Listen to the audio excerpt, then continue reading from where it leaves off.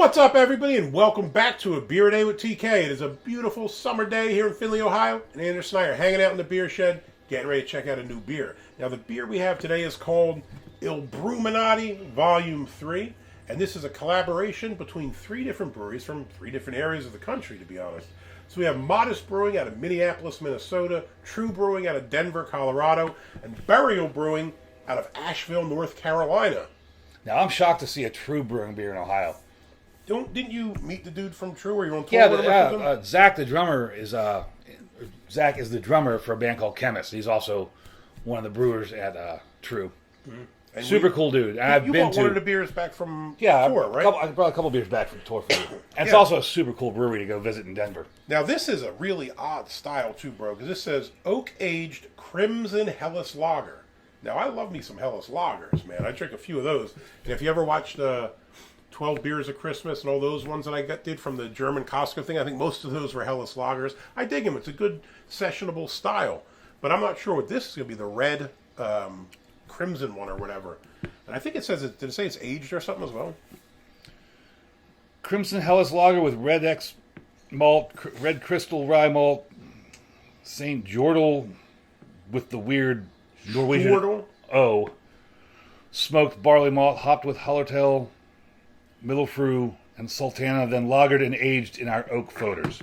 Oak foeders are a tough one for me. I sometimes like it, sometimes don't. I don't know about you. Oak's a weird flavor. For an oak-aged or oak-foedered beer, I'm surprised it's only 4.8. Yeah, 4.8 ABV. I couldn't find anything on the IBUs. Ratings-wise, did pretty good. 3.86 on Untappd with 295 check-ins, so not a huge sample size there. Beer Advocate 435, and there's only 8 check-ins. Now, for Helles, I mean, obviously it said red this and red that. Different color than I was expecting, but... I mean, it is kind of red. It's got a red amber hue to it. That's what I'm saying. I mean, most Helleses are just kind of like generic yellow, you know what I mean? Right, like clear. Yeah. But that looks pretty good. So we're breaking these out in the Rosie's glasses that Anderson picked up. They actually work quite nicely for this purpose. They do. Because I feel stupid. If we only have a single can of these big boys here, it feels stupid putting it into a pint glass and you only have, you know what I mean, like a tiny bit. The artwork on the can is very interesting. Here comes the wrecking ball. Oh, the wrecking ball is here. Roxy, she's looking for some snacks. And now she's taken back off. So I think we're safe. So first off, let's deal with the color on this. We break out the Brew HQ chart. Where's the reddish tint in there? I can't see. It's definitely a reddish hue to it. It's like amber, but with a red hue. I can't quite tell what some of those colors are on your chart with all the spill marks and nonsense. Listen, dude, this is what it is, man. I think it's down here somewhere, maybe like 18, 19. In that bottom spill? Yeah. The bottom stain Over area? where this spill here like made them all run together, I think it's maybe about an 18 or 19. That would be fair, yeah. About 18 or 19. Give or take a spill. Give or take a spill, or an ink cartridge maybe not doing what it should do, right? So that's what I would say with that. As far as the head, it had about a finger's worth of, is that like kind of like khaki looking? It's still kind of hanging out. I mean, it's not white though. It's like a khaki kind of color. Yeah, it's khaki kind of color. And it's still kind of hanging out a little bit. Roxy's trying to get into the cooler with the beers in it, so because she wants an ice cube.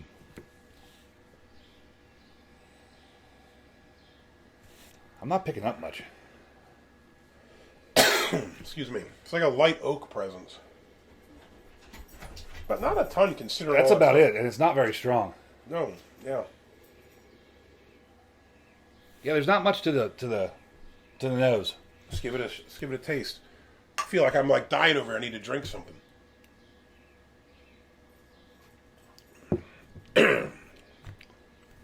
Very different than what I thought this was going to taste like. I was expecting more like a red ale. You know what I mean? Or maybe a little more like bitter or something like that. And it didn't hit what I thought it was going to do. That's kind of a heavier body than I expected. Not that it's a heavy it's, body. Yeah, it's medium. Well, I mean, most Helleses tend to be kind of lighter. I expect it to be much lighter than what it is. That's a nice full body beer. Yeah, it's got a good body to it for sure. As far as the taste, you got a couple of things going on in there. This is a Rausch beer. It's a smoked beer. That's what I'm getting. That's a lot of what I'm getting. But not a heavy smoke beer. Smoke beers are magnificent when they're done correctly. When they're done poorly, Looking at you, Shiner.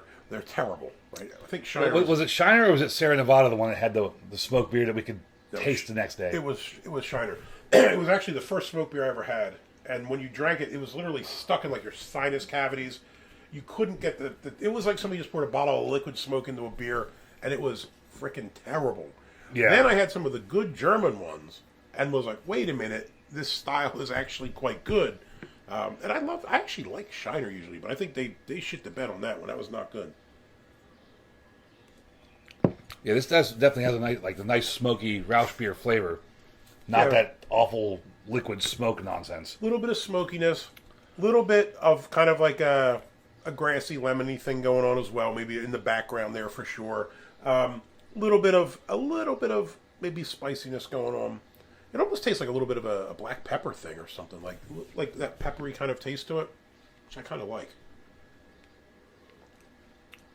Smoky, peppery, a little bit of like a grassy, grainy, lemony malt kind of thing there, and that's kind of it for me.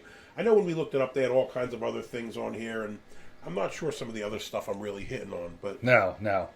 But that's what I think. And again, for 3 breweries going into this, the artwork is kind of cool. I love the look of this, like the label. Very cool. But it's a really nice smoked flavor. Yeah, and it's subtle. So if you're not a huge Rausch beer fan, or you're kind of new to it, I think this would fit the bill. I know it said, what did it say? It used smoked Nordic, some kind of Nordic wood or whatever, Nordic something or other. I think it says it on the Smoked barley malt. Here it says Red Crystal Rye Malt and a touch of Sugar Creek Stordal Nordic Alderwood smoked barley. So I guess that's Stordal. That's one word. So I guess that's I butchered that earlier. I guess that's the wood they use to smoke it.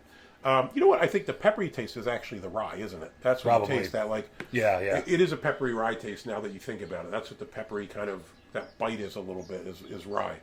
Now I miss that. I love rye bread. I think I eat it like every day. But that's 100% what it is. Solid beer.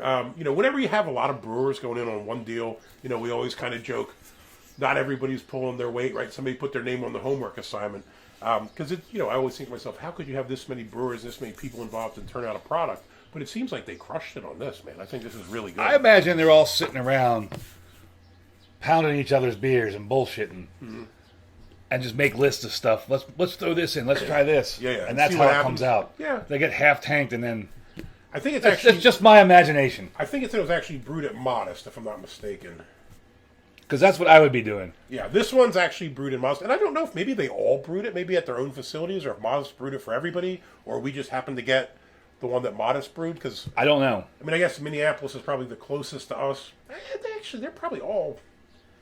Minneapolis or Asheville. Yeah, Denver's out there. far, but Asheville or Minneapolis would probably both be kind of equally as far. But that's what I pictured. A bunch of the brewers sitting around bullshitting at a beer getting convention fluted. or one of the brewing conventions and say, hey, man, let's work together and try this and try that. I like it. I love seeing it. Especially when it's, True is obviously, he's familiar with the brewery and the brewer. So, it's kind of cool that you find it out here when you didn't expect to. No, not at all. So, for me at least, Illbrewminati Volume 3, big thumbs up. You guys killed it. This is an interesting style that I don't know that I've ever seen a oak-aged Helles lager or a crimson Helles lager. I think the crimson bit's the part that threw me off, because I think I've had an oak-aged, like I've had a Helles done on Fodor things from one of the breweries in Denver, but not with the red kind of twist on it, man. Yeah. So not knowing anything about this style, or at least not remembering having experience with it, this is a really tasty beer. Nice, rounded, smoky beer. Yeah. I mean, I give it a big thumbs up. Yeah. This would really go good with a meal. Yeah. I'd probably like this with some fish or some barbecue. Barbecue would be nice, a smoky flavor if you had some like pulled pork or something with it. Ooh, that'd be, damn it. Now I want some pulled pork. Let's go make those pork chops. We'll do some more videos. So, Illbrewminati Volume 3, you got thumbs up from both of us. Hopefully you guys like the video. If you do, give us a thumbs up. Hit that like button. And if you like videos like this in general, please hit that subscribe button. I'm inching closer to 1,000 subs. Every sub helps. So if you could hit that subscription button, I'd really appreciate it. And as always, if you got any comments or questions, jump in down below. Have you been to Modist, True, or Burial Brewing? Let me know what you think about them. I've never been to any of them. You've been to True, right? Yes. Which was in Denver. Correct. I've been to Denver, but I haven't been. I don't think it was there when I went to Denver. So maybe I'll have to make another trip. Let us know what you think about it down below. Hey, till next time. Cheers.